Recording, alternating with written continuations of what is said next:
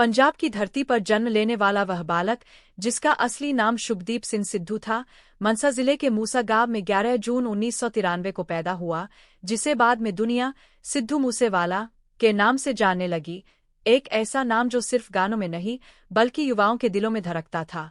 वह अपने गांव से निकलकर पूरी दुनिया में अपनी पंजाबी आवाज का परचम लहराने वाला नौजवान था, जिसने अपनी प्रारंभिक शिक्षा गांव के ही सरकारी स्कूल से ली और फिर लुधियाना के गुरु नानक देव इंजीनियरिंग कॉलेज से इलेक्ट्रिकल इंजीनियरिंग की पढ़ाई की।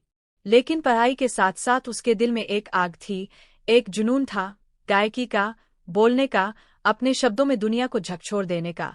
वह बोला करता था जैसे कोई क्रांति की आवाज हो, जैसे किसी खेत से उठी हुंकार हो। और फिर 2016 में सोहाई गाने से शुरू हुआ उसका सफर ऐसा चला कि हर गीत मानो गूंज बन गया, जिसमें लेजेंड, जट दा मुकाबला, सोहाई, आबर, बदनाम, ओल्ड स्कूल जैसे गीतों ने न सिर्फ पंजाबी म्यूजिक इंडस्ट्री में धूम मचाई बल्कि सिद्धू को युवाओं का मसीहा बना दिया। उसके गीतों में गांव की महक थी, असलीपन था, हकीकत थी, लड़ाई थी, दर्द था और उस दर्द की चीख थी जो अक्सर दलित, किसान, युवा और सिस्टम के पीड़ित महसूस करते हैं। और शायद यही कारण था कि उसकी फैन फॉलोइंग गांवों की गलियों से लेकर कनाडा और ब्रिटेन के क्लबों तक फैल गई। मगर उसकी आवाज के साथ उसका रूप भी एक प्रतीक बन गया, कदकाठी से मजबूत, पगड़ी वाला नौजवान जो अपने संस्कृति पर गर्व करता था। और वह सिर्फ गायक नहीं था, वह एक विचार था जो खुद को बंदूक और कलम दोनों का वाहक मानता था। अपने गानों में जहां एक ओर पंजाबी गौरव था, वहीं दूसरी ओर समाज की सच्चाइयों का चित्रण था। धीरे धीरे वह अकेला कलाकार बन गया जो अपने गानों को खुद लिखता, खुद कंपोज करता और खुद गाता भी था। एक पूरा पैकेज जो संगीत की दुनिया में स्वाभिमान और स्वराज की चेतना बन गया। लेकिन जैसे जैसे वह ऊपर चढ़ा, विरोध भी बढ़ा, राजनीति, गैंगस्टर कल्चर, पुलिस और विरोधियों के निशाने पर वह आ गया। उसे धमकियां मिलती, उसके शो रद्द किए जाते, सोशल मीडिया पर उसको गालियां मिलती, लेकिन वह रुका नहीं। उसने कहा, जब तक जंग चलेगी, सिद्धू मूसेवाला बोलता रहेगा। उसने कांग्रेस ज्वाइन की। 2022 के पंजाब विधानसभा चुनावों में मनसा सीट से चुनाव लड़ा लेकिन हार गया। फिर भी वह रुका नहीं। उसने राजनीति को जनसेवा का जरिया माना और अपनी पहचान को और व्यापक करने की कोशिश की। लेकिन शायद उसी राजनीति ने उसे मारने की पटकथा भी लिख दी, क्योंकि जब 29 मई 2022 को वह अपने गांव से एक थार गाड़ी में निकला, उसके साथ 2 और साथी थे, और उसने सरकार द्वारा हटाई गई अपनी सुरक्षा की परवाह नहीं की, तो रास्ते में मानसा जिले के जवाहर के गांव में उस पर 30 से अधिक गोलियां बरसाई गईं, जिनमें से अधिकतर गोलियां उसके सिर और सीने पर लगीं। और वही सिद्धू मूसेवाला, जो लाखों युवाओं का हीरो था, सड़क पर लहूलुहान पड़ा था। उसकी थार गोलियों से छलनी हो गई थी और उसकी मां चीख रही थी, मेरे मुंडे नू क्यों मार दिते। उस दिन न केवल एक गायक मरा बल्कि एक विचार को गोली मारी गई। वह मौत न सिर्फ हत्या थी, बल्कि एक सांस्कृतिक युद्ध की त्रासदी थी। और जब उसका शव पूरे सिख संस्कारों के साथ पंचतत्व में विलीन हुआ, तब पंजाब, भारत और पूरी दुनिया के कोने कोने से लोग उसकी तस्वीरें लेकर सड़क पर थे। जस्टिस फॉर सिद्धू के नारे थे, मोमबत्तियां जलाई गई, गाने बजाए गए और हर किसी की आंखें नम थीं।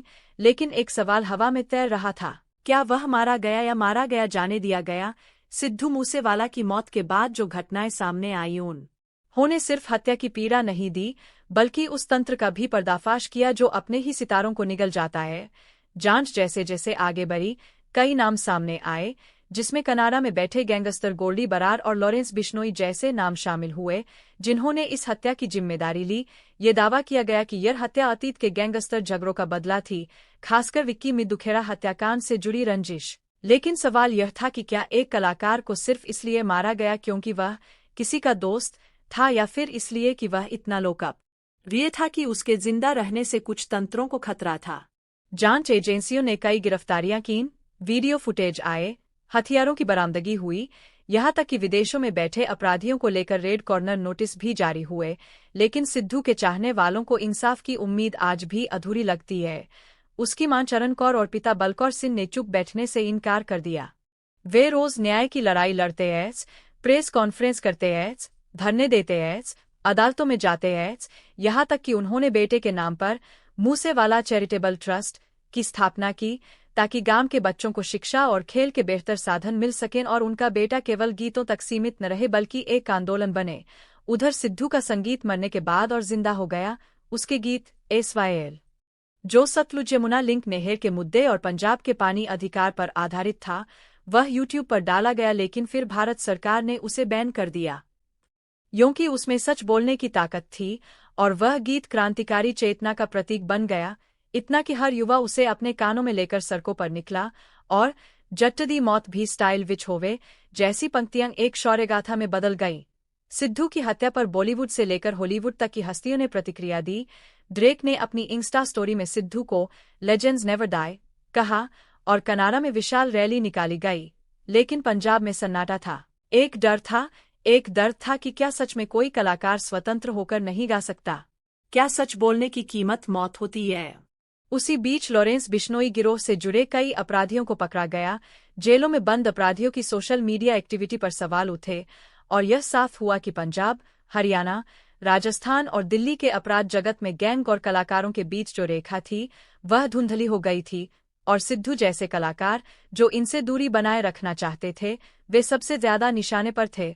धीरे धीरे उसके पुराने वीडियो, पुराने लाइव और उसकी बातचीत सामने आने लगी, जिसमें वह कहता था कि मैनू पता है मैं ज्यादा दिन नहीं जीऊंगा, और वह हंसता था मानो उसे अपनी मौत का पूर्वाभास हो।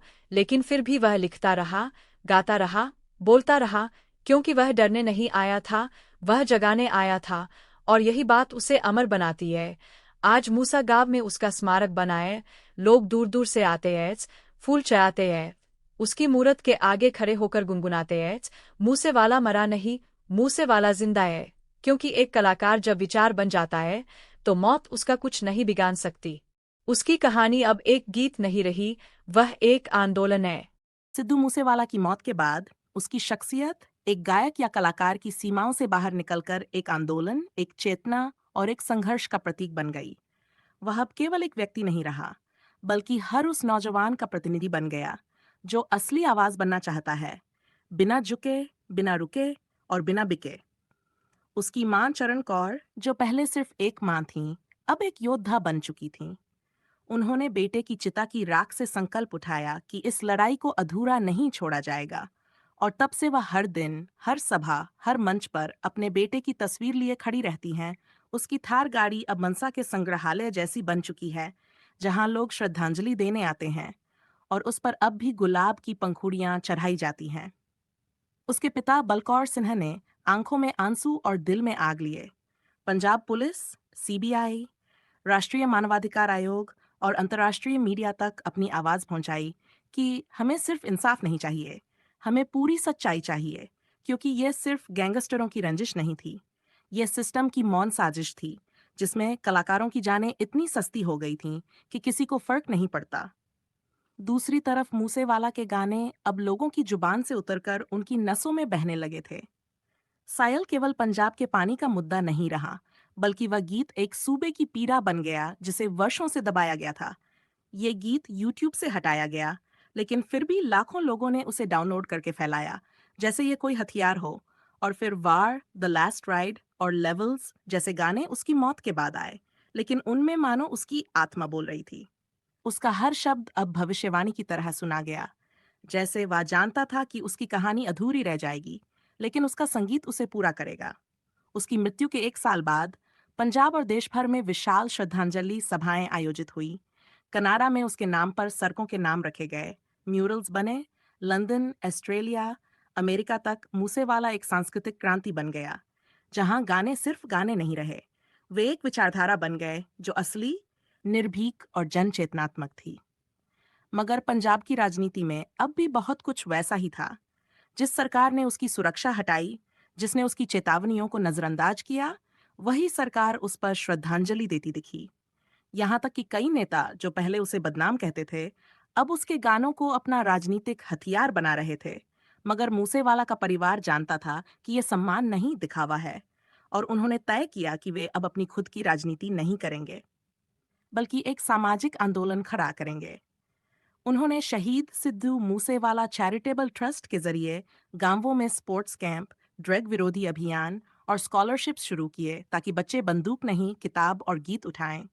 क्योंकि मूसेवाला ने हमेशा कहा था, मेनू गान्या नाल प्यारे, पर ओदो तक जद तक सच बोलें।